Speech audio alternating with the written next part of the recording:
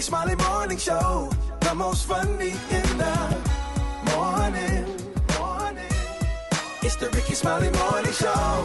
All right, y'all, this is the day that the Lord has made. Let us rejoice and be glad in it. It is time for the praise break on the Rickey Smiley Morning Show. Now let's welcome the one and only Dr. Marcus Davidson, the senior pastor of Mount Olive Missionary Baptist Church in Fort Lauderdale, Florida. Good morning, Pastor Davidson.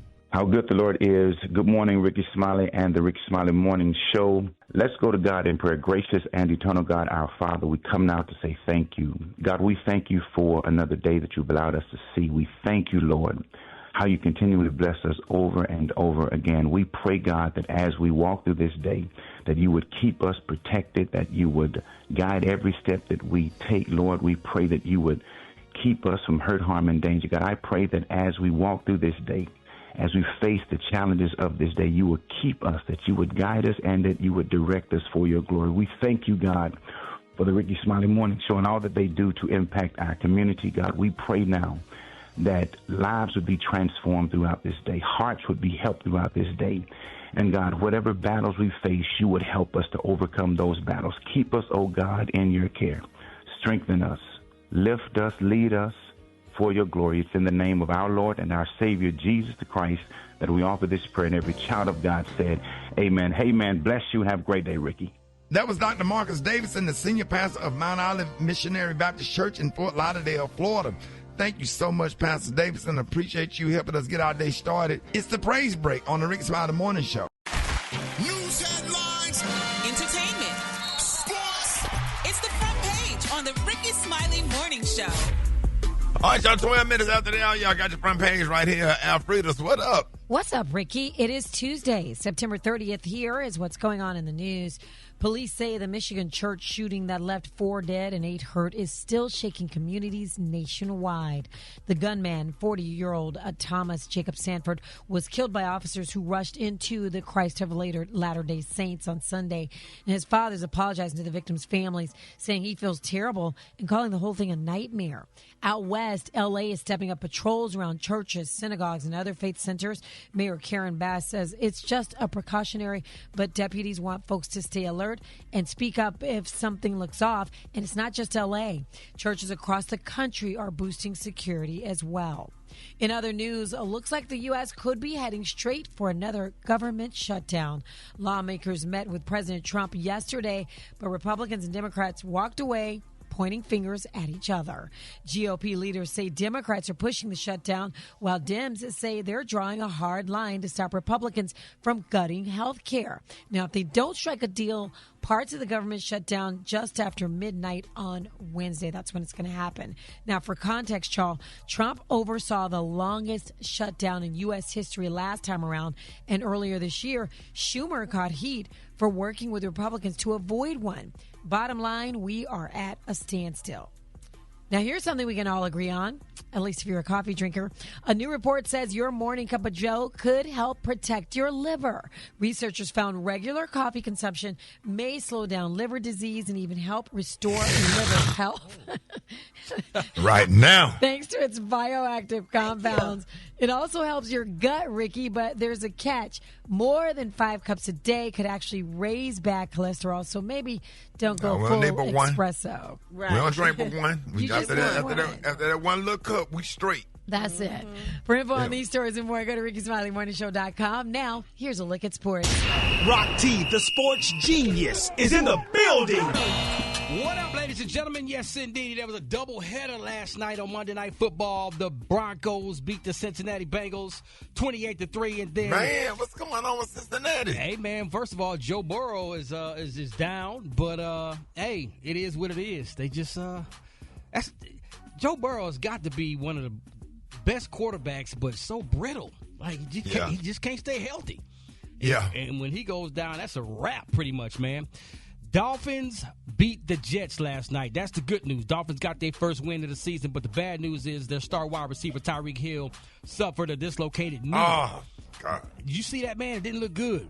I saw it. It was an average tackle, but his whole knee was twisted to the side. So he was carted off the field, remains in the hospital for further testing and MRI. So we're going to see what happens with that situation. LeBron James speaks out and says, listen, he's not going to continue to play just to play with both of his sons. Like, his retirement plans do not revolve around Bryce James, his youngest son, who's gearing up for his freshman season at the University of Arizona, man. So, listen, man, we keep saying this. Bryce may be a little bit better than Bronny James, and it could be a one-and-done situation at Arizona. So, LeBron James is not slowing down his game. He's still dropping 20 points a game. So, Yeah, we'll see keep what playing. happens. We'll see If what it make happens. you happy, keep playing. Come on, dog. It's all on you. That's my quick sports report right there. Good morning, Brat. Good morning, Roxy. Man, we had a surprise concert in front of the Fulton County Courthouse. I got the details up next in the hot spot on the Rickey Smiley Morning Show. You can catch me at the hot spot. It's the BR18. All right, y'all, 29 minutes after the hour, y'all got your hot spot right here. What up, Brett? What up, Ricky? Good morning, everybody. I'm your girl, Brat Tat Tat, and this is the hot spot where we bring you music, movies, and more. So let's get off into it. Well, Young Thug performed at a surprise concert in front of the Fulton County Courthouse for his fans this past Sunday. Thug announced a short notice surprise on his ex-Twitter account yesterday afternoon, giving a little less than 3 hours notice to meet at 4 p.m. at the steps of the courthouse. The performance was live streamed on Twitch, and hundreds of fans were in attendance. This was part of an initiative to combat violence in Atlanta, as well as a way to promote his new album that dropped last Friday. Now, Young Thug had a message for his fans about his experience being locked up for several years while facing RICO and gang charges in the long-running YSL RICO trial that took place at the Fulton County Courthouse. And here's what he had to say. Stop the violence in this city, man. Atlanta is much better together. Stop the violence. We pushing anti-gang, bro. We pushing anti-guns, anti-gang. We pushing it. We ain't getting in trouble. We ain't doing none of that. That shit don't mean nothing. It don't help. It don't work. It always ends bad. Anti-gang, man. Anti-violence. We not pushing that. Okay, well, would y'all have went to a concert in front of the courthouse? Oh, yes. Yes? Yeah, because it's safe. Right. Okay. That's one point. You got a point right there. Okay. Said one then. You said one then, Gary. All right, y'all, moving on. Tyrese Gibson is wanted by the police in Atlanta, Georgia, because of an animal cruelty investigation after his neighbor's dog was found dead. Now, the Fulton County Police Animal Services have linked one of his 4 Cane Corso dogs to the fatal incident. It's believed that Tyrese regularly allowed the canines to roam freely. Eventually, one of them attacked the neighbor's dog, a 5-year-old Cavalier King Charles Spaniel named Henry. According to law enforcement, they received a call from the neighbor who had let Henry out of his yard, which was protected by an invisible fence. He returned just minutes later and found poor Henry dead, with punctures appearing to be from another animal. According to law enforcement, Tyrese was warned multiple times about his Cane Corsos prowling the neighborhood and how he is negligent as a dog and homeowner. Wow. Police obtained a warrant and searched Tyrese's home, but neither he nor the dogs were present. So if he or the dogs were present, they must have searched after this happened. Okay. I'm like, well, Them big old dogs to be letting them run they're free. horses, actually. They are horses. You're lucky they didn't attack a person. Right. Run free in the neighborhood. I'm sure he got No a way. fence or And something. what kind of He's got dogs was it? Cane Corsos. They are huge. like horses. They're like Rottweilers wow. on steroids. Yeah. Can't let them roam free. They bigger than Great Dane? Yeah. Yeah. I'm About the same size. I'm sure he got a fence or something. That Yeah. just don't make sense. Maybe they found a way to get out or something, but Yeah, 'cause- I know this man got a fence for them he big has a dogs. fence. And Yeah. when they said run, but I think that I saw it on the news this morning. The dog was a little dog. The dog but- squeezed through the fence and Exactly, got over there probably some did kind that. of way. But they said they're looking for Tyree. They were saying that he might be in Dubai, honey. So that's what the news reporters say. So, but, Lord, child. it's blessed his spirit. Those dogs were pretty dogs. He's 2 big dogs. So. Yeah, Cane Corsos are beautiful. They beautiful, just yeah. really, really big. If they stand up, they taller than you. What? If they stand up on them back legs, yes, Lord, they big. How much those now. dogs cost, Brett? They expensive now. They expensive. Oh, wow. Yeah, they expensive. And they scary. So if you want your property protected and don't want nobody to pull up and come on in your gates, get you a couple of them. They ain't coming nowhere near there. But they want Yeah. to put you in jail behind a dog? Another dog got killed. I'll bet you had thought Yeah. that dog was a toy. Like a Yep. chew toy. Yep, they probably did. And don't let your dog out of your sight. If you Right. know some big Cane Corsos is around, regardless of whether you got an invisible fence, I would not let my dogs just roam around knowing that the neighbor got these 3, however many big dogs like that. So anyway, y'all, moving on, last but not least, great news. Cardi B just shut the entire music industry down. Her second album, Am I the Drama, entered the Billboard 200 and claimed the #1 position with 200,000 units, including 88,000 in pure sales. This makes Cardi B the first female rapper in history to see her first 2 albums debut at #1. First with The Invasion of Privacy, and now 7 years later with Am I the Drama. Congratulations go out to Cardi B, y'all. And on top of that, it also registered the biggest first week U.S. sales ever for any woman in rap album in the year of 2025. And now, Cardi is firing shots at somebody on X and Twitter, and people are speculating she's talking about Nicki Minaj. She posted a message. She posted a message saying, "Why you keep bringing up my album? You've been in the game like 16 years. You need to compare yourself to your peers that started around your time. Rihanna, Taylor Swift, Drake. Those are the numbers you need to be competing with, and you can't because you're doing lower than all of them. I was in high school when you came out. What the hell is you comparing yourself to me for?" Now that's valid. I mean, you know. Is that a valid point? That is a valid point, but it's they've been going back and forth, kind of not really mentioning nobody's names, but just been going back and forth with a bunch of stuff. So I'll keep y'all posted on what's going on with that. I mean, you know, hip hop it's kind of built on the little beef thing. Remember LL Cool J and Kumo D? Yeah. You know, but I just hope all of this just, you know. They need to put all them rappers together and make them sing We Are the World. Exactly. There comes a time when we need a stir. You know, we're going to play that one day. We're going to play We Are the World. We ain't heard it in a long time. In a long time. We need it. Okay, we sure do need it. Man. All right, y'all, we going to wrap up the hot spot on that note. Oh, man, Rick's About the Morning Show. What you got, Alfredo? Well, Ricky, the topic of tipping at restaurants, it just continues to be a hot topic. So how much do you tip? 10%, 15%, 20% or more?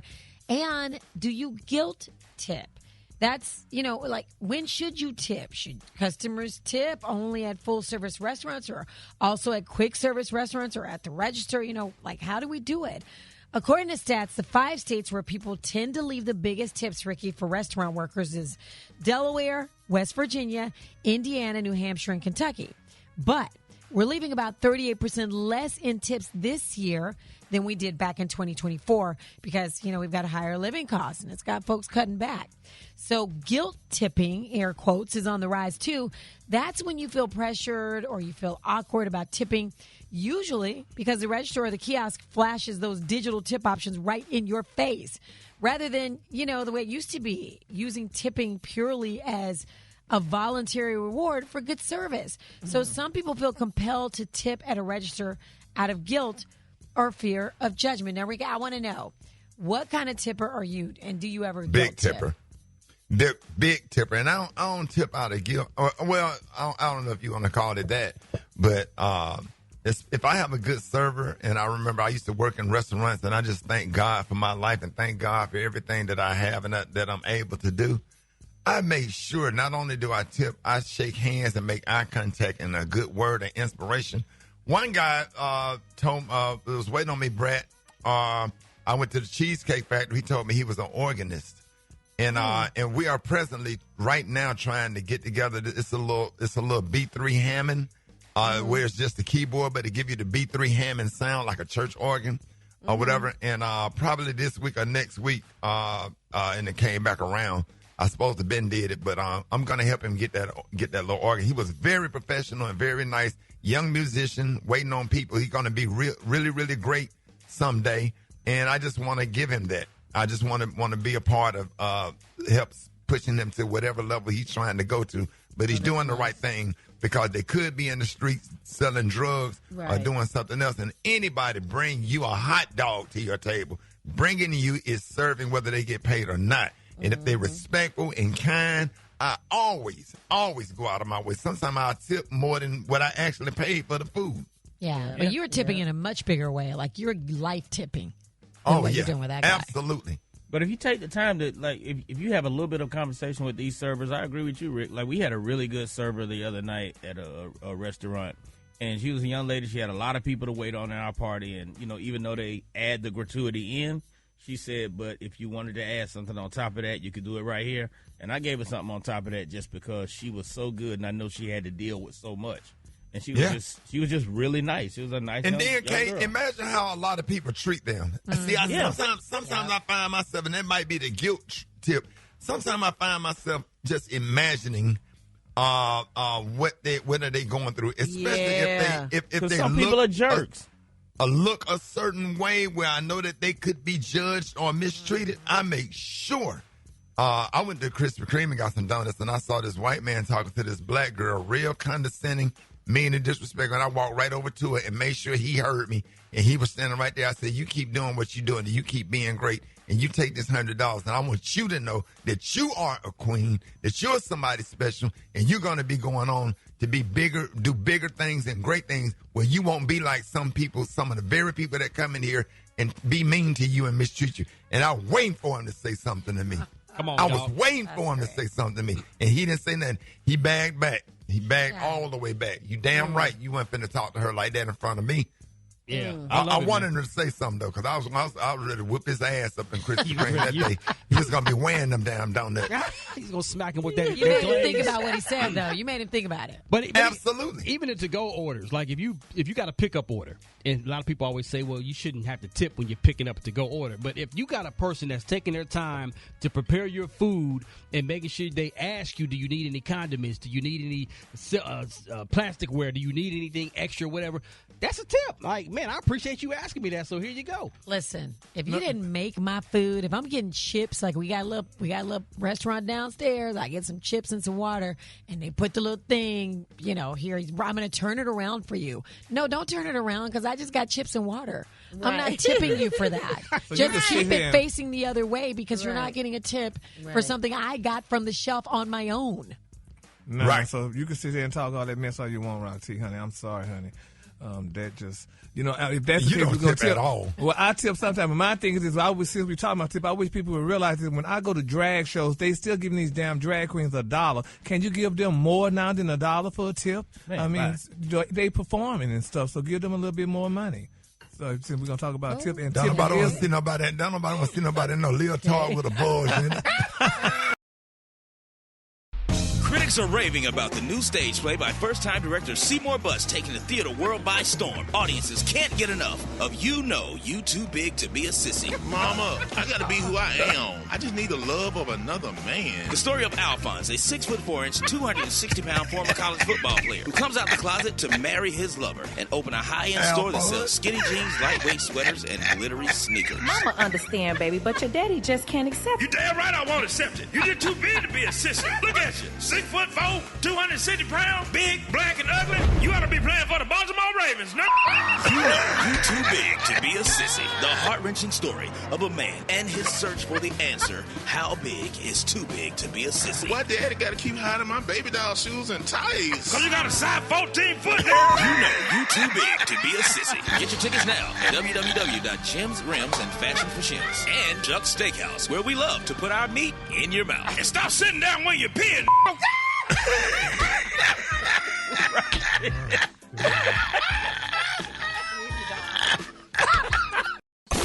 Hold it! He's half man, half woman. It's Gary. I wanna hip you to the T. It's Gary, baby. Gary has the tea and the color of the day, Gary. Good morning, Ricky. Good morning, America. Good morning to you. It's Tuesday, a beautiful, beautiful day in the neighborhood. And here's what's happening in celebrity news, y'all. People are concerned for Jay-Z, Beyonce, Blue Ivy, Rumi and Suri Nation. Rumi and Suri, y'all. They're saying, y'all, that Jay-Z may be on the verge of losing his job, y'all. Now, it's being reported, y'all, that we all know that Jay-Z and Rock Nation, they're the live music entertainment strategists for the NFL. Where it's being reported, y'all, that people are angry. Some people are livid that Jay-Z them chose Bad Bunny to do the NFL Super Bowl, honey, this year. Now, it's being reported, y'all, that a few people at the Super Bowl halftime said that, honey, Bad Bunny is a nightmare come to life, y'all. They say he is a nightmare, honey, come to life, and none are louder than sports columnist Jason Whitlock. Are y'all familiar with him? Oh, Of course, yeah. that's what he's saying. They say he's calling the NFL's pick straight up demonic, and he's pledging y'all to fight it every step of the way, honey. Now, Jason went full force y'all on TMZ Live recently, claiming that Bad Bunny's Super Bowl slot is anti-Trump, trolling cooked up by Gavin Newsom and other Democratic California politicians. Here's what he had to say. It's an anti-ICE rally. That's all. This is trolling Donald Trump in Northern California. This is Gavin Newsom and Nancy Pelosi and Kamala Harris saying, hey, look, they just had a Charlie Kirk memorial service that had a pretty pro-Christian message and was powerful, and we're going to respond with the most demonic, Marxist, open borders. Bad Bunny's music is demonic, like most commercial rap music is demonic. It promotes things antithetical to Jesus Christ. That's demonic. Oh you know the stuff he said. You know all the controversial stuff he said. He's just like, Going a little bit. Yeah, God, he went way too deep. Way like too come deep on on, that one. dude. He just says It has stuff to nothing to say do with it. none of that. Right. Yeah, but I mean, Bad Bunny is just one of the biggest artists on the planet. Right. That's all it is. but people say he could have chose October London. He could have chose Lil Wayne. Bad Bunny is anybody. one of the He's biggest bigger, artists on global. the planet. Global. Look at his numbers. Yeah, but I mean, but Lil Wayne have been around for a while, longer than Bad Bunny. He ain't Bad Bunny. Bad Bunny has a global audience that is going to capture eyeballs and money. So that's it. Well, I don't know, Ricky. What you think about it? Because I think it's real. You know, somebody needs to. I just speak be up. wondering, do he own that clothing store that's in Northport Mall? Okay, nah. Yes, honey. It's not- No, I no think that's correlation. Psycho Bunny. I Yeah, think that's no. a different. Well, but he could be that Bunny. He could be Psycho and no, Cute bad. stuff though. I don't know why I thought, okay, it is Psycho Bunny, because I got a lot of their Ooh, I like their hats stuff. and two of their golf shirts. Yes, sir. Lord. Yeah, cute golf Well, stuff. we're gonna follow this story, and hopefully this go through that Bad Bunny performance. But people are angry and speaking out about it. Ain't and- nobody Ain't angry. nobody angry. They hype about Nobody it. mad. Yeah, well, the Christians, honey, don't like that. You know, honey, you don't do stuff demonic with the Christians, because that's a lot of people who follow football. Well, they should be at church Whitlock on has Sunday. said some very un-Christian-like things. A whole bunch. Well, we're going to see. We're going to follow that. All right, moving on. In other celebrity news, y'all, the Atlanta Dream, y'all, is reportedly considering trading for Chicago Sky problem child, Miss Angel Reese. Now, they're saying Atlanta, y'all, is one of the destinations if Chicago decides, y'all, to unload Reese before next season. Now, they say she has 2 years left on her contract with the Sky, and they said the contract pays her, she makes big money. She makes an annual salary of $81,000, honey. So, $81,096. Oh, that's about to change. You think it's gonna- with the new collective bargaining agreement that's about to go down. So, I mean, for Angel Reese. Oh, okay. Yeah, they say, but now Rowdy, the other lady here in Atlanta, the basketball player, Brittany Griner. Brittany Grimes. Yeah, man. I think Atlanta would be a great spot for Angel Reese. Yeah. So, why is she? They trying to make her like she's a problem child or whatever. I mean, she seems to be a nice. Nah, she got a lot of confidence, and people confuse And they can't confidence stand it. with arrogance and all that stuff. Sure. And she's unapologetically herself, and that is what it is, man. You know, everybody can't handle that. Yeah. Well, Yeah, we would congratulations. love to have her in Atlanta. Yeah, well, they may be having her. She may be soon. And so congratulations to Miss Reese, honey. And then my final story, y'all, a prominent New York attorney, y'all, representing the Kardashian family, emailed recently demanding, y'all, a retraction, honey, of Miss Sandra Rose, at least saying that AJ's statement was suing the Kardashians, honey. Saying it was defamation or what have you. Now, they said Ray J accused Kim Kardashian and her mama, Kris Jenner, honey, of human trafficking, y'all. And they're saying in a recent podcast, Ray J claimed that he spoke to feds and a RICO is coming, honey, to the Kardashians. That's one thing, you don't play with them Kardashians, honey. I guess even though, honey, we wouldn't have known the Kardashians had it not been for Ray J. But nevertheless, honey, he's still saying these wonderful things about him, honey. And you know, everybody loved the Kardashians, I think, except a lot of people that don't like the Kardashians. But nevertheless, honey, these girls having people retracting stories and things, saying that, honey, that, you know, it's not what it is and it's not what you think it is. And Kim is still doing her scams, honey, with Nike and making all the money. And somebody said they was going to send Ray J a care package of those skims, honey, because she got it for men, too. So congratulations to Ray J and the Kardashians. All right, the color today, honey, is one of my favorite colors. My color today, guys, icy. On the high end, you say icy, and on the low end, you say beautiful blue. That's your color for today. That is. Y'all give it up for Gary with the team. All right, Rickey Smiley Morning Show. I got your wake up call.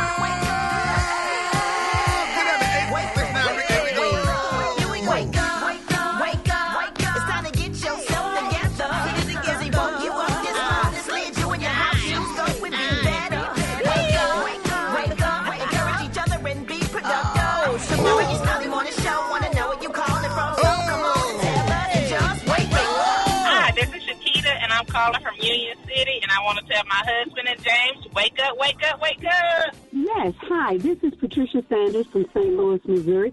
I'd just like to say good morning to the Rickey Smiley morning show. Wake up, wake up, wake up. Good morning, baby. Hey, this is Tamika calling from North Augusta, South Carolina. I want to wake up my mom, Cressy, my Aunt Seeley, my Uncle Robert. Y'all wake up, wake up, wake up, even though y'all ain't got nowhere to go. Have a good day. Tamika. Good morning. This is Sabrina calling from Tampa, and I would like to wake up my grandson and my granddaughter, Demaria and Zariah. Wake up, wake up, wake up. We love you, Ricky. Love you.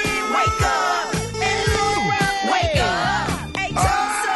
Wake up. Wake up, wake up, wake up. Come on, Flint.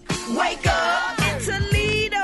Wake up. Des Moines. Wake up. Wake up, wake up, wake up. I appreciate it, Brat. You're welcome, Ricky. Listen, man, there's a lot of stuff going on, man. People are having issues with their cars. And we got a special guest in here, Willie Lee, Shade Tree Mechanic. Good morning, Mr. Willie Lee. Happy to have you. Good morning. How you doing? How you doing? Good this morning. Ready to get to work. I got to do a motor mount. I got to train these motor mounts out on this Pontiac over here. It's a Pontiac Grand Am. Yeah. I got to do motor mounts on this thing this morning, but I said I'm gonna take a few minutes out to talk to you about maintaining your vehicle through when in the winter month when it start getting cold, because it ain't gonna be warm but too much longer now. You got to keep you some antifreeze and coolant. That's right. A lot of folks don't know that they say why you got to keep cooling in your car because it doesn't got a cold, but just because it doesn't got a cold don't mean your car can't run hot. That's right. right. Your car can still run hot when it's cold outside, because folks don't understand your thermostat ain't good. Now, you running hot. Is it? Right. You think I just cold. Hey, the women's be saying, they be like, well, Mr. Willie Lee, how my car run cold and it's hot? I mean, how my car run hot and it's cold outside? I said, because you ain't checked your thermostat. Because you got to check that thermostat when you get a tune-up. That's right, Mr. Willie Lee. Now, you're still doing your mechanic work at your house outside of your garage? Yeah, I do it right there in the yard. Yeah. I do it right there in the yard. I got a little spot over there, put me a little concrete down. You pull up on that concrete and I get to work on it. Now, and bring me some cigarettes when you come over here. Now, what kind of cigarettes I like to tell them. When you got a mechanic to do his work in the yard, you got to say what kind of cigarette you smoke or what kind of beer you drink. Bring me a 6-pack or bring me some cigarettes. Right. And now you start off with a cup of coffee before you walk outside. Yeah, you got to drink you some coffee now. If you ain't got no coffee, you ain't got no been working on nobody's car because you be out there sleeping. Right. But now let me ask you something. To pull a transmission, a rebuilt transmission, what you running a special this month for a rebuilt transmission? Yeah, now if you need that transmission, now don't bring no Toyota, no Honda, none of them little Chinese, Japanese cars over here. Don't bring none of them over here. You come over here, you got to have you a Pontiac, or automobile, or Buick, or Chevrolet. Cause you ain't got no Chevrolet or no Ford. I'm not messing with them transmission with them little Chinese cars, because they just too much weight. So you only work on American-made cars. Yeah, that's how I work on. Pontiac, Buick, automobile, Ford, what you call it, Chevrolet. They got trying to work on them other cars. Got too many little bitty pieces to them. Now, how do you deal with the computers with the new Ford Bronco and the Escalade and all that stuff? Let me tell you something. I'm not messing with that mess. Don't bring that mess over here with all them damn computers and all them damn things. Don't bring all that over here. You come over here, you got to bring a Pontiac or a Buick 87 to 92. Don't bring that over here with all that new stuff in it. So anything. I'm not trying to get. You got to read the book, you look at the YouTube and all that. No, not trying to do all that. So you got a car. You got to change the oil in your car. You got to get your oil changed, because you done vote. The car say put 10W30 in there. You got 5W20. You wonder why your piston knocking. Right. So if your car after 1992, don't bring it to you. No, sir. Oh, my J-A-H, Lion Sound. I appreciate you, y'all, always. My pleasure, my thunder. All right, what's going on, man? I feel like my spirit just something in Don't talk too loud. Don't talk too loud. Don't talk too loud, son. I'm in the bed right now. What's going on? What's going on? Boy, I finna hit that lick, boy. What? I had texted you last night, so I just tell you I probably wasn't gonna be able to. Folks around about 11:30, 12 o'clock. I be asleep. I go to bed at 7:30, 8 o'clock. So every night. You ain't never even say you got the text though. I think, dude, I'm trying to make sure I got the right number. Is your number 205? Yes. 6. Yes. 67. Oh, That's it. Okay, look, shot. I'm over Who's here. snoring in the background? That Miss Frankie right there. Miss Frankie. Yeah, she go to church with my mom. Wait a minute. Oh my God. No, Black Tone, you told Miss Frankie up. You told her up. Oh gosh. I didn't mean to. I came over here to help her move her husband stuff out the garage, because her husband just paid. They had his friend on Saturday. Oh, man. Mr. Charles, he had been sick for a long time. Black Tone, you was over there offering your condolences. I came over here. She said, Black Tony, can you come over here and help me clean some of my husband stuff out the garage? Black Tony. Next thing I know, shouted, Black Tony, said, can you climb in the bed? What? You ain't even wait for the flowers to wither. She big too, shouting. Black Tony. Oh, yeah, she big Black too, Tony. Black Tony.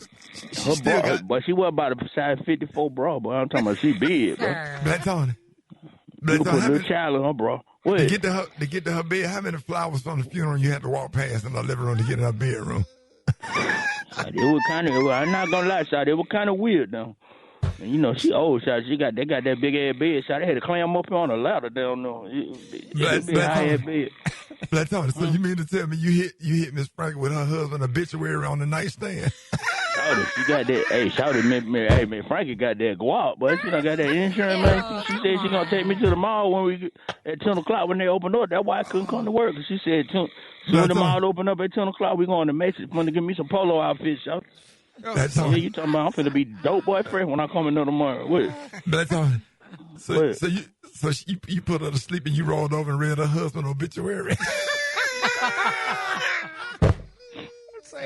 I'm getting upset all over again. I'm starting to feel. That's all. Black Tony, read the obituary. What the obituary say, Black Tony? It says sunset for Charles, Mr. Charles Lattimore. Sunrise was December 12th, 1946. Sunset. September 25th, 2025. May he rest in peace and God have his soul. Like, no guy wants to cheat and hurt his woman, man. That hurts. First of all, think about what cheating is for a second, ladies. Cheating is a man. He sneaks out of his own house to go, like, find some happiness behind your back so your feelings aren't hurt. Cheating is for you. It's not for me. We don't want to hurt you. Hold it. He's half man, half woman. It's Gary. I wanna hip you to the T. It's Gary, baby. All right, y'all, it is about that time for Gary with the T in the Kalua today, 4 minutes after the hour. Gary, good morning to you. Good morning, Ricky. Good morning, America. Good morning to you. It's Tuesday, a beautiful, beautiful day in the neighborhood. And here's what's happening in celebrity news, y'all. Baby Miss Gabrielle Union is finally speaking out again. Now, it's been reported, y'all, that the former NBA star Dwayne Wade and his beautiful wife, Miss Gabrielle Union, have been married, y'all, for over a decade. Now, they celebrated their 11th wedding anniversary recently, and even, y'all, shared a montage of videos on Instagram marking their special day. Oh, that's so beautiful. Now, they're saying despite showcasing under the bright sunny side on social media. The Wade couple has been through one of the toughest times. Gabrielle Union revealed, y'all, listen to this, it's brought tears to my eyes. She revealed her biggest fear when the former NBA star, y'all, was diagnosed with cancer, honey. Yes. Now, they're saying during that interview with the reputed media outlet, Miss Marie Claire, Dwayne Wade's wife, Gabrielle, opened up, y'all, about one of the most toughest times in their life. While talking, honey, about the Miami Heat alum's cancer diagnosis, Gabrielle shared, y'all, one of her biggest fears. And, you know, it was sad. She said, quote, "It was hard to navigate publicly the things that were happening privately. Even though we all, honey, know plenty of survivors, immediately you go to death. Immediately we all internalize his cancer. It's our cancer." And according to Miss Union, she was scared, y'all, and even worried that she would have to raise the kids in Dwayne Wade's absence. The big Bring It On star future, I mean, she mentioned that, Ricky. She said, quote, "I'll speak for myself when I say that the decision that he was making hurt me about his cancer. It felt like, oh, you're trying to kill me, and I'm going to be alone raising these children." She said, "It's a very selfish response that I had, and it caused all kinds of problems. But so did his need, y'all, for secrecy about his cancer decision." She said, "It just starts, honey, sowing the seeds of distrust." And after, you know, coming across the life-threatening tumor in Wayne's kidney, Gabrielle felt, y'all, as if the icon, the NBA icon, y'all, was almost near to death. She explained, "Oh, Ricky, that is sad, you know, that she said it, and she's admitting, you know, she was afraid that she's going to raise them children all by herself." But, you know, some people are saying, honey, they should, her greatest fear should have been when he had that break baby. But that's, you know, well, no, that's what people said. That break baby grown now, isn't it? Well, they're almost grown, yeah, close to being grown and stuff. But I mean, that would be my greatest fear, I think. But that's just me, though. But nevertheless, we're glad that, you know, Gabrielle is speaking out on this, and, you know, because she definitely didn't want to raise those children by herself. Just think, little Kavia and little what's the name, Zaya. Zaya. Yeah, Zaya, honey, raising, you know, those kids by herself. That would have been kind of hard. So we're glad, you know, that now that Dwayne is doing well. And Gabrielle, you know, doesn't have to. Well, we always praying for D. Wade. We love him. Yeah, you know. So congratulations on that, though. And I'm glad, you know, that Gabrielle could be candid about this, because a lot of people don't be candid about situations like this. But I'm glad she's being candid about it, you know, and letting the world know that this is how she felt. So Gabrielle, our prayers go out to you, y'all. All right, moving on in other celebrity news, y'all. Prosecutors are recommending, oh my God, just 11 years and 3 months in prison for Sean Diddy Combs, y'all. Isn't that touching? They're saying, y'all, that federal prosecutors are asking a judge to just sentence Sean Diddy Combs, which is also known as P. Diddy. They're just asking for at least what he said, to 11 years, y'all, and 3 months in prison, arguing, y'all, that the music mogul spent years abusing his power, his manipulating women, and coercing them into sex acts. So they're saying, y'all, that that's what the man wants. So, you know, 11 years is a long time, y'all, but the request follows his conviction, y'all, on 2 counts of transportation to engage in prostitution, though, y'all, he was acquitted of racketeering and sex trafficking charges. So, I mean, that man got children to raise, too, though. I mean, 11 years for to say, if they said he didn't do what they thought he did, he got off some of the charges. I mean, that is a kind of long time. No, I was just saying that, but I think 11, the twins would be, married by then, because they were, 13, 15 years old, right? No, right they 17, 18 or something like that. They went to the prom. Yeah. Oh, they 18? Oh, well, hell, he'll be a grandparent then. You know, if he get that much time, though, y'all. So we just got to keep all parties lifted up in prayer, because, I mean, they really doing Diddy dirty, and they letting you know, honey, they're making an example. Letting you know, honey, you can't be having all these freak-off parties, honey, at your mansions in Beverly Hills and stuff like that, because, honey, it affects the public, and people going to eventually come out and speak, honey, and I don't know what to say, y'all. It's hurtful, ain't it? It's very hurtful, y'all. It's very hurtful. Honey. Now, my quick for free story, y'all. Cardi B, she posted a message about a mystery board witch. Oh, what? Oh, what, Gary? What? Cardi posts a message about a mystery board itch. What is that? Mystery board B word? Yeah, the B word. Okay. Oh, Cardi B needs to sit down. Huh? She said, you must have missed me, huh? You crazy. Now kiss my feet. Oh, that was cute. So, but anyway, Cardi B is a mess, though, y'all, and we love Cardi B. I can't wait to see her in concert. I can't wait for her to have that baby because, people are still saying that could be Offset's baby, because she never divorced him. And No. She said on the show with Gary King that baby belonged to her new boyfriend. Yeah, but Ricky, do you know how many women say that because they angry because of what he did? She could be. Yeah, but no, that's Diggs' baby. Yeah, well. Yeah. I don't think so because look, he got those other two babies around the same time. How you gonna have those other two babies pregnant one around the same time and now she pregnant with this one? You do know how pregnancy works, right? A flight and a hotel room key. Pretty much.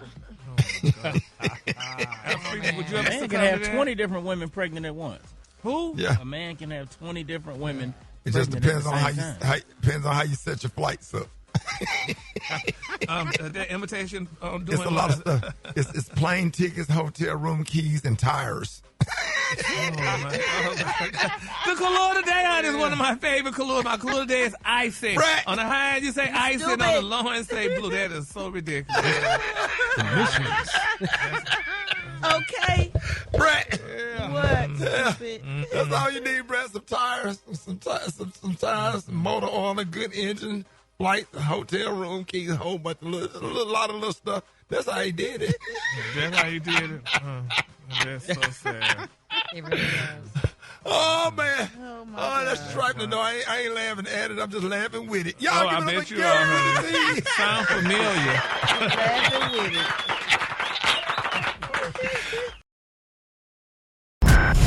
Did you see that post? People are talking. Here's what's trending on the Rickey Smiley Morning Show. All right, y'all, Rickey Smiley Morning Show. Last week we reported about another hazing incident in the news. And this case happened at the University of Southern Mississippi. A student, Raphael C. Joseph, is suing both Omega Psi Phi fraternity and the school after alleging that he was severely hazed by members of the organization. He says the hazing took place between December 22nd and April 23rd. December 2022 and April 2023, and included multiple beatings that left him needing emergency surgery, a blood transfusion, and months of rehab. The student eventually dropped out of school. He also claims he reported the hazing to the university, but nothing was done. The lawsuit names the fraternity, the university, and several individuals as defendants. So this morning we want to unpack how hazing can affect people's mental health with licensed therapist Spirit. Good morning. Happy to have you. Good morning. Always happy to be here, especially on topics like this, Ricky. And we want to get into this, and then I'm gonna say something at the end. What is your initial reaction to hearing the story about the hazing this young man experienced? You know, it just breaks my heart. Every time I hear a case like this in the most extreme, it just turns my stomach because we are losing our children. These are our best and brightest, and it's not just something that happens like this, Ricky. So many people experience hazing in their daily lives, and they don't even recognize that that's what's happening to them. Yeah. There's a lot of levels to hazing. What we talk about, unfortunately, in the news are the most extreme cases where people are dying or damn near dying. But we don't talk about the hazing that happens as a cost of admissions to just get into organizations, to be selected for certain things that we want. Like, as a culture, we tolerate hazing until it's really extreme and until somebody gets hurt. So we really have to pay attention so we can make some real decisions about how we want to continue to move forward as a society. Right. Well, Spirit, thousands of students want to pledge a fraternity or a sorority every year. And although hazing is illegal, and it doesn't always happen, we have all heard horror stories about hazing. Can you explain the thought process of why anybody would be willing to go through being hazed in order to be a part of an organization? Yeah, because I want people to understand that hazing is really like the unspoken or spoken cost of admission sometimes that we pay as like the rite of passage to be included in something. So when we think about hazing, we think about it in terms of fraternities and sororities. And I want us to recognize that in that context, it's not just what happens at HBCUs. This happens at Ivy League schools.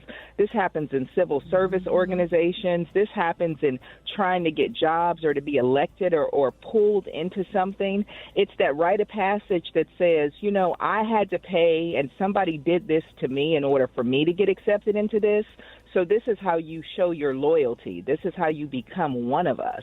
And so people will endure certain behavior from other folks who are already in an organization that they want to be in as the rite of passage, as the cost of admission to become one of them. And so it's seen as like almost a brotherhood or a sisterhood. But when it goes wrong and it goes too far, that's when we start to cry out. But we don't think about all the psychological damage that happens long before the physical injury sometimes. Now, Spirit, do you think that hazing can lead to like long-term mental health issues like PTSD or anxiety disorders? Oh, absolutely, Brat. Absolutely. Because a lot of the hazing is more psychological. Most folks are not enduring the extreme physical that you sometimes see as we talk about people being hit or paddled or punched or spanked. But a lot of the hazing is the psychological games that get played with people, the isolation, the humiliation, the embarrassing people. Think about, most of us went to college, so think about what it was when you knew that folks were crossing, right? They would disappear. They couldn't talk about what they were doing. They were being isolated. They were being subjected to all kind of sleep deprivation, all kind of crazy psychological head games. They would get walked across the yard to be humiliated. They got crazy pet names. They got physical brands. Like the hazing goes on and on until they're finally, if they're lucky enough to endure enough, they're able to cross over and to be able to say, I'm one of y'all now. And then unfortunately they turn around and do it to people too. I thought all of that was a part of it, and those things were supposed to happen. Like ever since I've been seeing fraternity since I was a child, and people going to college, it was always something kind of like rough where they was getting whooped with paddles. We saw it in some of the Spike Lee movies. Come on. And that's what we talk about, a hazing period, right? Where as a society, we accept this is what I'm going to have to go through to become one of you. And again, it's not even just in college. Think about the idea of some of the organizations that we want to be in as adults. Think about the careers that we have in entertainment and some of the hazing that you may go through in order to get it to land a job. Some of it is psychological. You know, run these, you're gonna scrape by and have to do the grunt work in order to prove yourself to me. Or sometimes it's you're going to have to do some sexual favors, or sometimes you're going to have to grind out some things and lose sleep. Like hazing is part of our culture, unfortunately, and we don't think about the damage that it does when people can still talk about it years or decades later.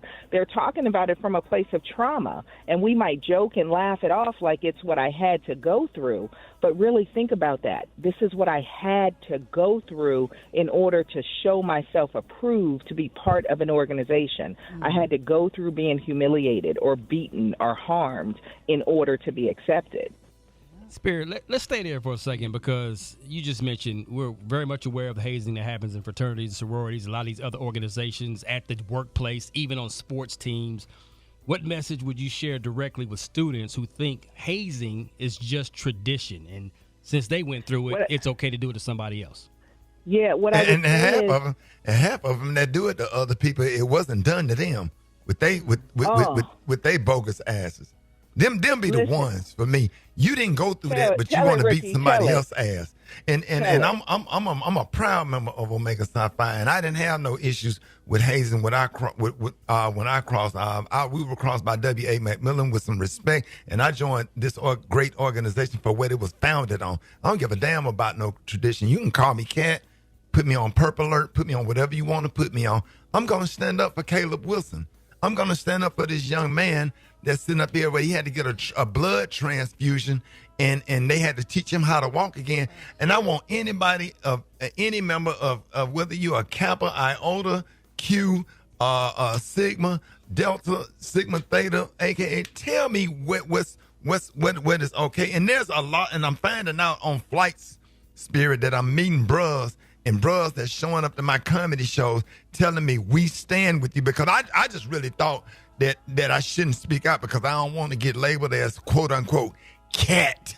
But I don't care about that. But I'm always on the side of what's right. I don't see Reverend John King and George Grace and Lloyd Jordan putting their hands on somebody. And you can't tell me that our founders did any of this. Where did this come from? And it needs to stop. It's horrible. And it's horrible. I can't even tell you how many bros I meet with, and I bet the post-traumatic stress disorder came from their pledge process. Absolutely, Ricky. I cannot tell you the number of people who confide in me in therapy, the things that they went through during their hazing processes. And what's so sad is that we don't take care of our children. These are young adults, but these kids are babies, and they're trusting us.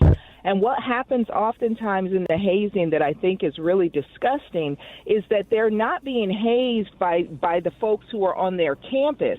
I have met folks who have said that they go to other campuses. They will be 40 and 50-year-old men who can't wait to go across to other cities to go and haze and to beat on the new line that is pledging. Right. The practice is how dangerous it is, where you have individuals who want to take out their aggression as a ritual on people that they don't have a relationship with. So they don't care what happens to them. Spirit. Okay. Somebody that grew up in a household that was beaten by their dad or stepdad, been beaten their whole life, don't really have an image of a father. Okay. Watch their mother get abused and beat.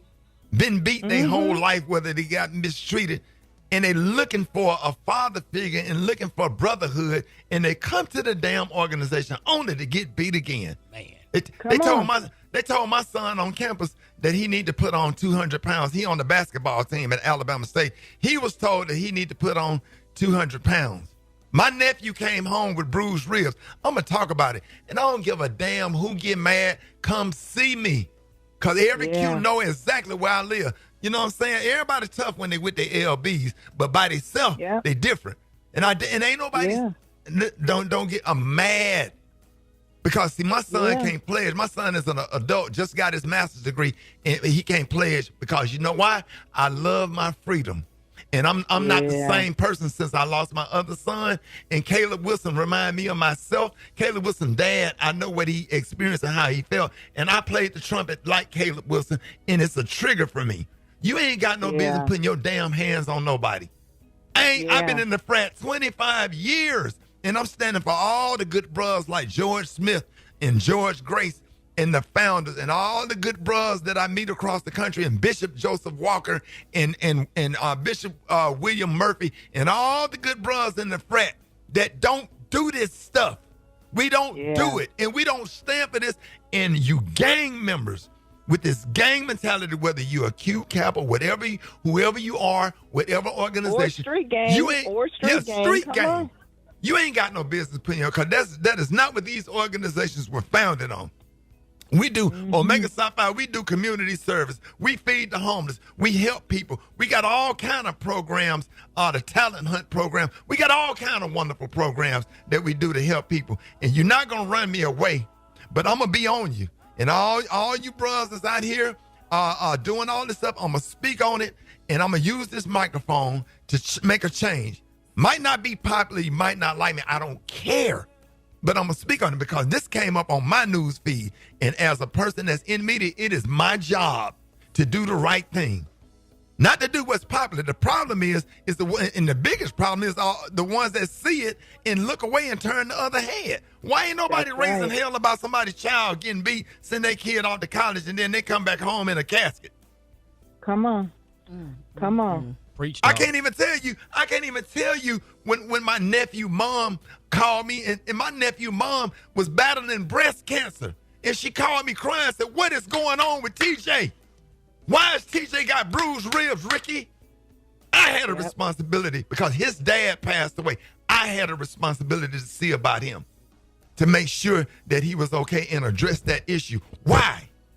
Why we got to do this right here? We were beat and mistreated. We already dealing with racism and all kind of stuff or whatever, and went through slavery. Where does this come from? Why you got to beat the hell out of somebody to be a part of somebody just because somebody want to be a part of you? I don't care, men and women. And I want all these college presidents to kick them off the campus if they doing it. All right, we got your calls on the other side. Up next, Rickey Smiley Morning Show. All right, y'all, Rickey Smiley Morning Show. If your organization out here doing stuff to try to stop hazing, and what we trying to do is save lives this morning. And we got our licensed therapist Spirit with us this morning. We're talking about hazing and how it can affect a person's mental health forever. Because when I tell you, I meet a lot of people, man, that have pledged, and you would have thought that they served in Afghanistan. They are not.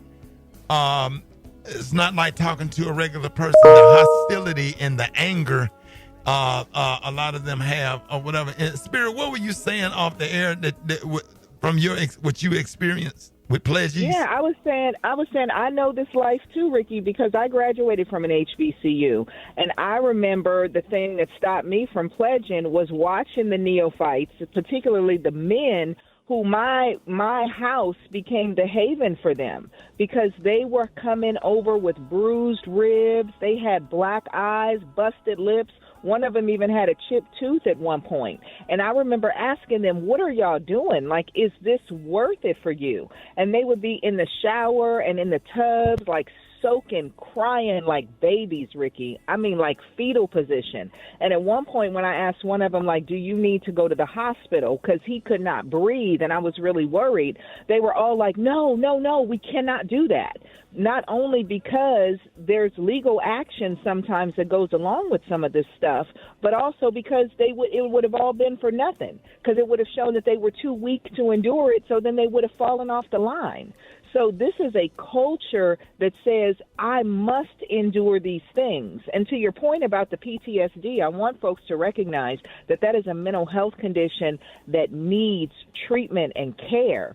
So when you have years later the flashbacks, when you still have nightmares, when you still are traumatized by some of the things that you dealt with just to get into the organizations, I want you to recognize that both can be true, that you can now love the organization that you're in and also have trauma that needs care as a result of what you went through to get in.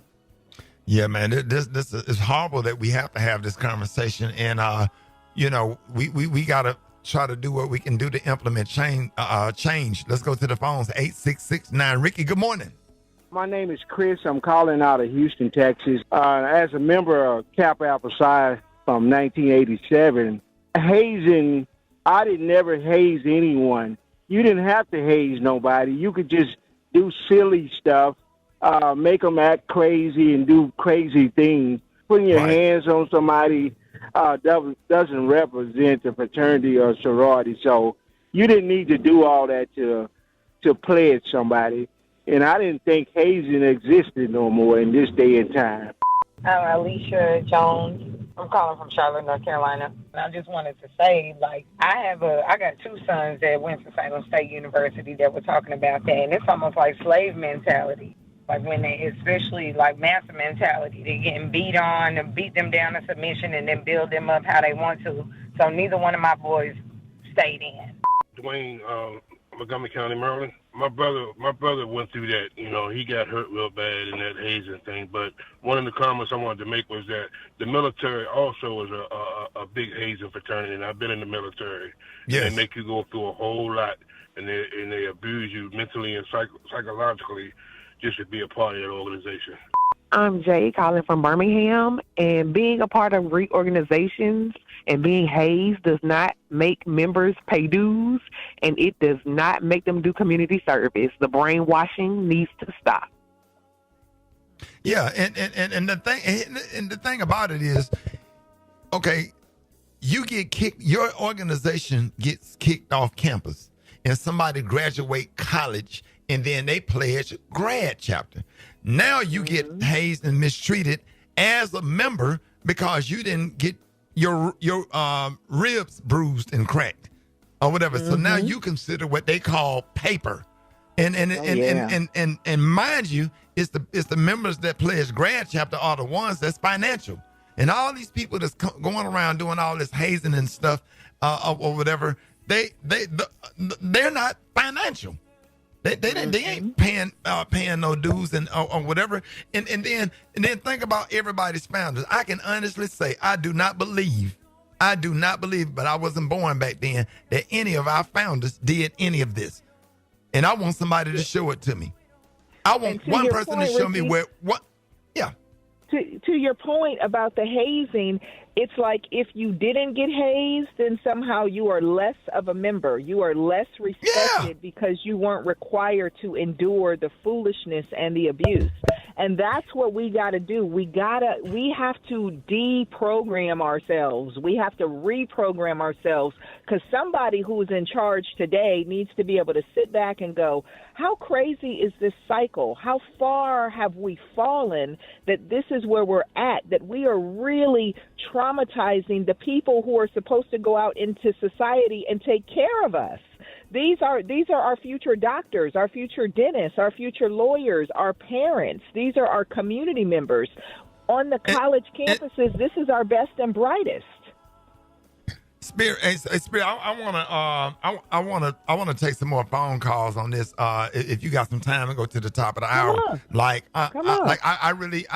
I don't want to rush this segment because I want people to call in, because there's a lot of hurting private secret society culture of hurt people that now are active and successful and won't have nothing to do with their organizations because of how they were treated when they pledged, or because they didn't get their ribs cracked pledging undergrad.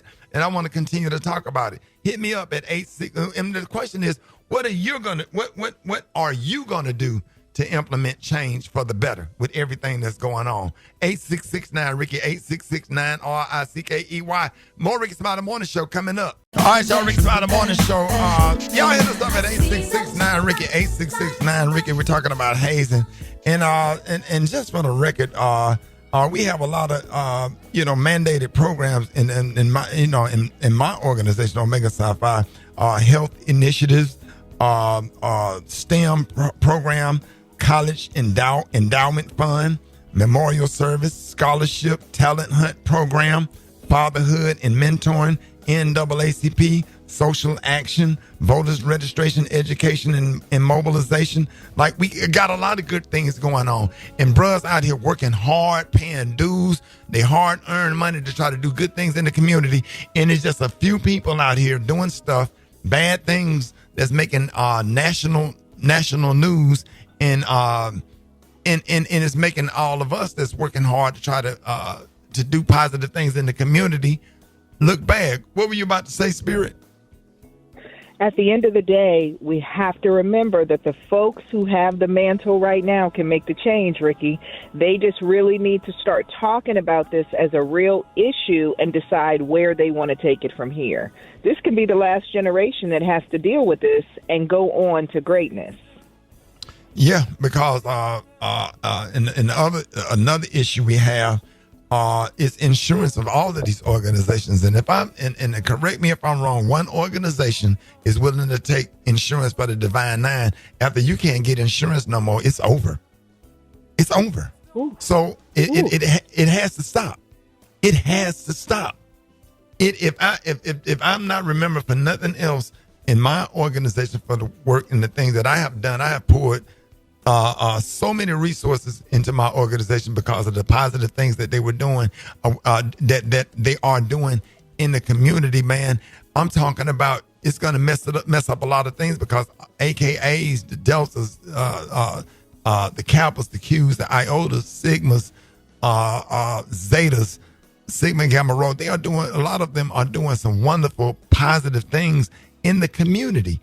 And once you take the insurance away, it's going to hurt a lot of people. A lot of people are educated and getting scholarships and getting the help that they need. Basic things like food and mentorship programs and stuff for people that's going to go away because you have to have insurance. And we have to have these uncomfortable conversations and get out of tradition. Tradition does not equal right. We have to break the generational curse that's going to mess everything up for everybody. So many people in these organizations does not deserve this type of publicity. And to have a kid to go off to college, and now he had to get a blood transfusion and being taught how to walk again. It's crazy. It's crazy. That's not what we're supposed to be doing. Do we have any more calls, Dave? Let's go to the phones. Good morning. Leslie from St. Louis, Missouri. I just wanted to comment on the hazing. I had a son that actually pulled out of pledging because of potential hazing, and I just wanted to know, what are the existing members and alumni members doing to use their platform to go directly to the chapters and have conversations with them, either intimate conversations or conversations with the entire chapter with the new members? But what are we doing beyond kind of talking about it and going directly to the universities and colleges and talking with those members? Yes, this is Jean, and I'm calling from Alabama. I wanted to say that I was born in the 60s. So when I became of age and entered high school and went to college, one of the reasons that I did not pledge sororities was because of issues that you heard about the hazing. And now that I'm a grandmother, and if my son wanted to go and pledge a fraternity, I would have an issue. Yes, my name is Kay. I'm calling from Atlanta. And my comment in regard to pledging and the hazing is my son just pledged a particular Greek organization, and that process caused him to have somewhat PTSD because he was unofficially online for over 6 months and then officially for 6 months. And that entire time, thankfully, I'm a praying mother. I kept him uplifted in prayer. But that entire time, there were times where I literally had to go and check on my child and the rest of his line brothers because they were mentally not sound. Hey, I'm from Tallahassee, Florida. I'm a member of Phi Beta Sigma. I'm also a charter member of the Mu Epsilon chapter at Florida State University. I was hazed by a service organization prior to pledging Sigma.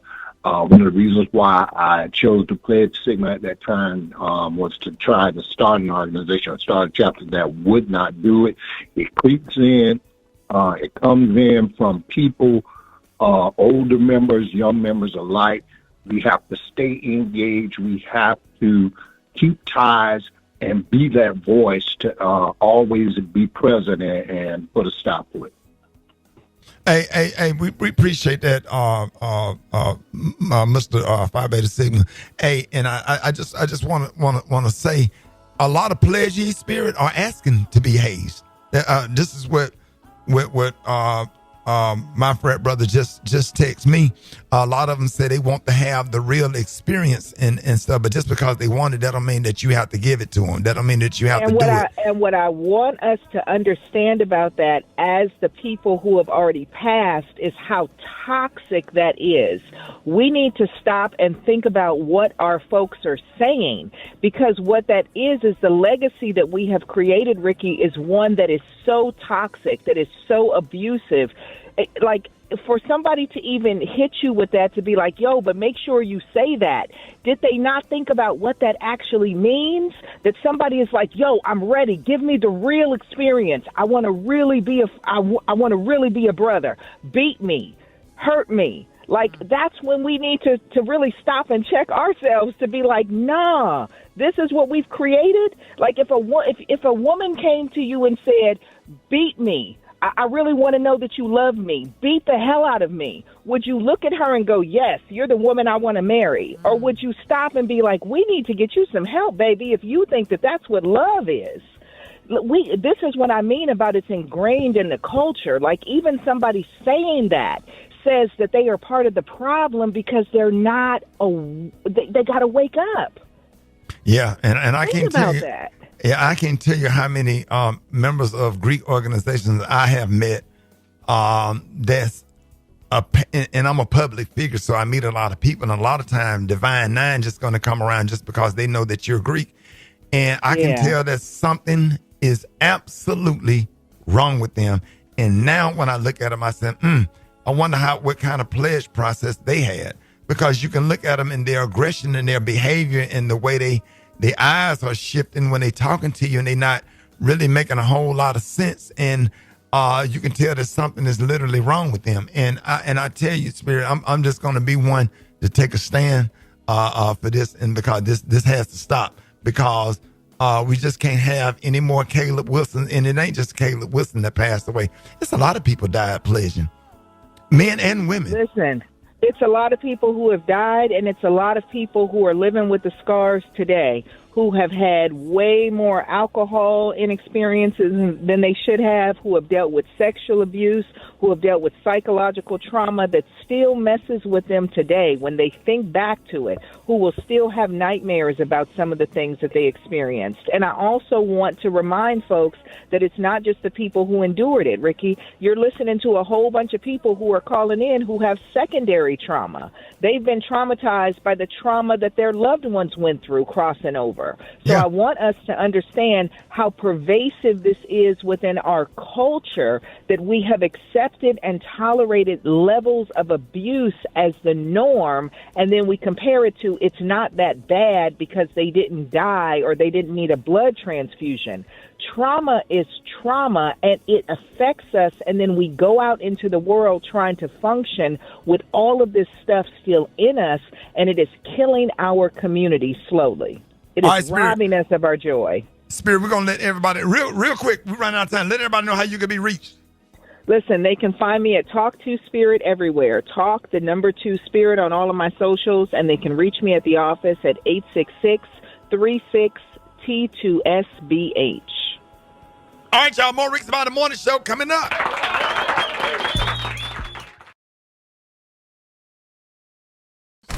News headlines, entertainment, sports. It's the front page on the Rickey Smiley Morning Show.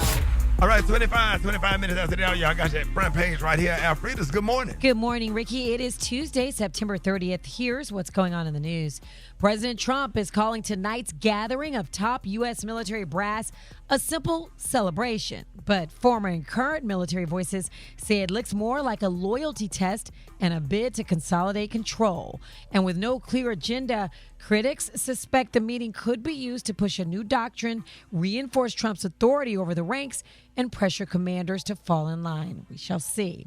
In other news, a college game turned ugly when Alabama State's Honeybees dance team was mocked by the opposing band announcer. As the plus-size team left the field, Florida A&M's Joe Bullard made this remark. Congratulate them. They're now the new face of Ozempic.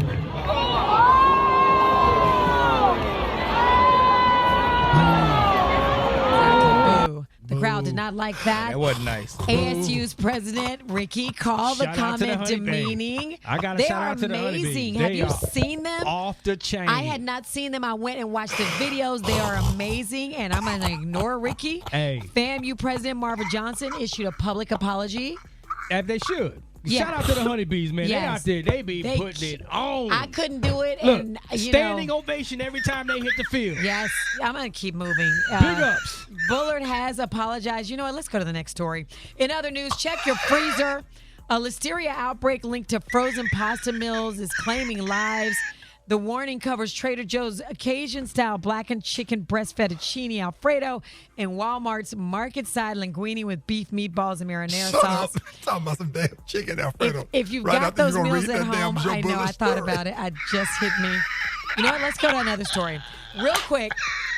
Now you know what not to eat. Let's talk about what researchers say you should eat. Watercress tops the list as the world's healthiest food. Here's why. Ricky, it's got more vitamin C than oranges, more calcium than milk, and it hits 100% of your daily recommended intake in just 100 grams. I got through it. Ricky, you did not. For info on these stories and more, go to RickySmileyMorningShow.com. I'm just going to keep going. Here's a look at sports. Rock T, sir. the sports genius, is in the building. Man, I can't let them do that, man. I love the Honeybees, man. They're amazing. They do their thing. Shut your ass up, too. Shout out to Sit up here with your optimistic stuff. Talking about, yeah, that honeybees are Man, great. come on, man. Come on, And they man. are. They Yes, are. they are. Yes, Love the sir. honeybees. Yes, sir. Hey, doubleheader last night in Monday Night Football. The Miami Dolphins, they got the first win of the season beating the Jets.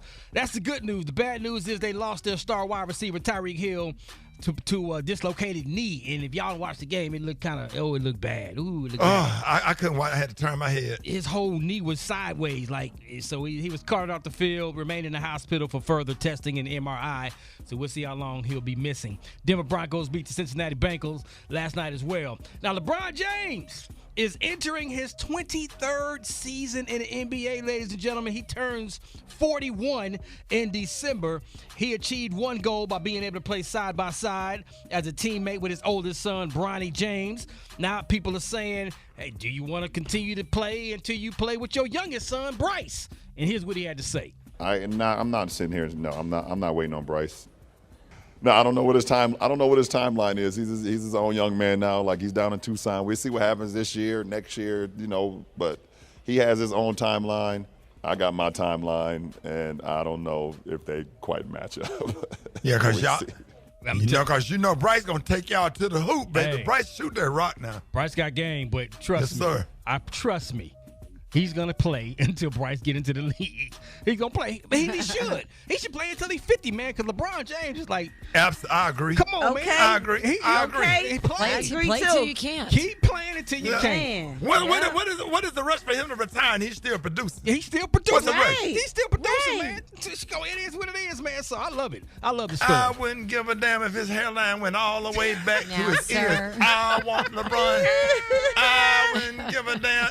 Hey, LeBron, just go get to use that same stuff James Brown used on Fox Sports and keep playing. We love you, man. Nah, don't use that, dog. Don't use that. I don't know what James Brown used some cake mix. God dang. He got that Betty Crocker dark. Dog, he got them. He got every last one of them follicles. God, dog, James Brown. James. Yes, sir. That edge up, boy. He got a 5th grade edge up, man. James Brown got to be 90 years old on Fox. LeBron, whatever James Brown use what James Brown be using on Fox. I'm talking about this Jet Bishop Eddie Longblack. Don't do it, LeBron. Don't do it. Don't bet that baby black. God, don't. That line straight like he should have been on Steve Harvey. Me and the boys line up, edge up. God, don't. I just looked it up. I wish I.